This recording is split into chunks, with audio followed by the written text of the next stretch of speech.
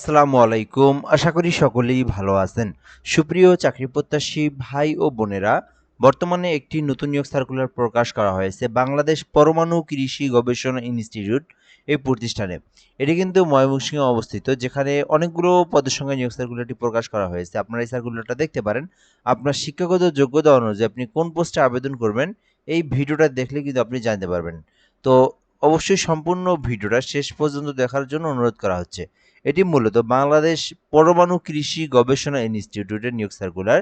বাংলাদেশ পরমাণু কৃষি গবেষণা ইনস্টিটিউট বিনায়ের ময়মনসিংহের নিম্ন বর্ণিত রাজস্ব খাতভুক্ত একটি নিয়োগ সার্কুলার। অর্থাৎ এই চাকরিটা কিন্তু সরকারি স্থায়ী পার্মানেন্ট একটি চাকরি, যেখানে মোট 5টি ক্যাটাগরিতে 34টি পদে নিয়োগ দেওয়া হবে। এখানে বলা হয়েছে যে বাংলাদেশের নাগরিকেরা আবেদন করতে পারবেন। মানে বাংলাদেশের যে কোনো জেলার যে কোনো প্রার্থী, ছেলে হোক মেয়ে হোক উভয় প্রার্থী আবেদন করতে পারবেন অনলাইনের মাধ্যমে।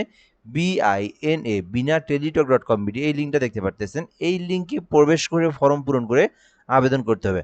তো আশা করি আপনারা বুঝতে পেরেছেন এই নিয়োগ সার্কুলারটা সম্পর্কের বেসিক তথ্যগুলো। তো এখন আমরা এখান থেকে দেখব পদের নাম, পদের সংখ্যা, বয়স, শিক্ষাগত যোগ্যতা।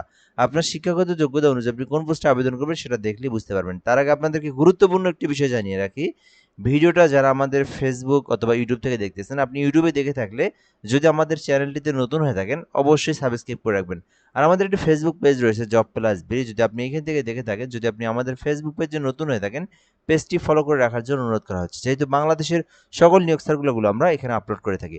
প্রথম পদের নাম বৈজ্ঞানিক কর্মকর্তা নিয়োগ দেওয়া হবে, যেখানে নবম গ্রেডে নিয়োগ দেওয়া হবে। 29টি পদ রয়েছে, মোটামুটি বিশাল বড় একটি পদের সংখ্যা। 29টি পদে নিয়োগ দেওয়া হবে। এখানে কিন্তু আবেদনের জন্য বয়স সীমা রয়েছে 32 বছর পর্যন্ত আবেদনের জন্য বয়স সীমা রয়েছে।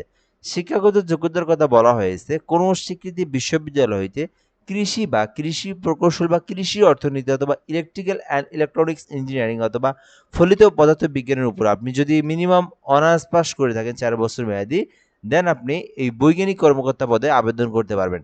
সো আশা করি আপনারা বুঝতে পেরেছেন, এটি কিন্তু নবম গ্রেডে নিয়োগ দেওয়া হয়েছে বৈজ্ঞানিক কর্মকর্তা পদে। যারা এই সাবজেক্টগুলো থেকে অনার্স কমপ্লিট করেছেন তারা কিন্তু এই বৈজ্ঞানিক কর্মকর্তা পদে আবেদন করতে পারবেন। আশা করি বুঝতে পেরেছেন। 2 নম্বর পদের নাম ফার্ম ম্যানেজার, যেখানে 32 বছর পর্যন্ত আবেদন করা যাবে। 2টি পদ রয়েছে। ফার্ম ম্যানেজারে আবেদন করতে শিক্ষাগত যোগ্যতা চাওয়া হয়েছে কৃষি বিজ্ঞানে ন্যূনতম অনার্স পাস থাকতে হবে। যারা কৃষি বিজ্ঞান নিয়ে অনার্স পাস করেছেন, 4 বছর মেয়াদি ডিগ্রি পাস করেছেন, ফার্ম ম্যানেজার আবেদন করতে পারবেন। সহকারী পরিচালক অর্থ নিয়োগ দেওয়া হবে, নবম গ্রেডে একটি পদ রয়েছে।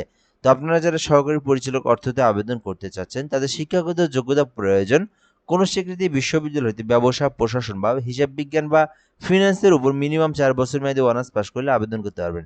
এছাড়াও এখানে 4 নম্বরে রয়েছে অফিস পরিচালক, যেখানে কিন্তু একটি পদ রয়েছে। শিক্ষাগত যোগ্যতা চাওয়া হয়েছে ব্যবসা প্রশাসন বা হিসাব বিজ্ঞান বা ফিন্যান্সে ন্যূনতম অনার্স পাস থাকতে হবে। অর্থাৎ যারা এই সাবজেক্টে অনার্স পাস করেছেন তারা কিন্তু সহকারী পরিচালক হিসাব এইটাতে আবেদন করতে পারবেন। অডিটর অফিসে নিয়োগ দেওয়া হবে, 32 বছর পর্যন্ত আবেদন করা যাবে। বাণিজ্য শাখা থেকে যারা অনার্স বা ডিগ্রি কমপ্লিট করেছেন তারা কিন্তু অডিটর অফিসার পদে আবেদন করতে পারবেন। তো এই নিয়োগ সার্কুলারের মধ্যে আপনার যে শিক্ষাগত যোগ্যতা, সে শিক্ষাগত যোগ্যতা অনুযায়ী আপনি যে পোস্টে ইচ্ছা সে পোস্টে আবেদন করতে পারবেন। সো এখন আমরা দেখব এই নিয়োগ সার্কুলারের আবেদনের জন্য বেশ কিছু ইনফরমেশন, কিভাবে অ্যাপ্লিকেশনটি করতে পারবেন। অবশ্যই বাংলাদেশি নাগরিক হতে হবে। আবেদন করতে অবশ্যই 18 থেকে 32 বছর পর্যন্ত আপনার বয়স সীমা থাকতে হবে। আর আবেদন করার জন্য যেকোনো একটি ব্রাউজারে গিয়ে আপনাকে bina@টেলিটক.com.bd লিখতে হবে। লিখে সার্চ করলে আপনার সামনে আবেদনের ফর্ম চলে আসবে। ওই আবেদনের ফর্ম দেখে আপনাকে আবেদনের ফর্মটা সম্পূর্ণ নির্ভুলভাবে পূরণ করে আপনাদেরকে আবেদনটা সাবমিট করতে হবে। আবেদন সাবমিট হয়ে গেলে সরকারি ফি জমা দিতে হবে। সো যে গ্রাহকরা আবেদন করবেন সেই সমতুল্য টাকা রিচার্জ করে পেমেন্ট করবেন। পেমেন্ট করার প্রসেসটা বিনা space user ID 160 PIN number দিয়ে আবার এই নাম্বার সেন্ড করলে আপনার পেমেন্ট সম্পূর্ণ হয়ে যাবে। সো আশা করি বুঝতে পেরেছেন এই নিয়োগ সার্কুলার নিয়ে সকল ধরনের তথ্য। যারা এখনো আবেদন করেনি দ্রুত সময়ের মধ্যে আবেদন করবেন। ধন্যবাদ। ভিডিওটা পর্যন্তই। ভালো থাকবেন। আসসালামু আলাইকুম।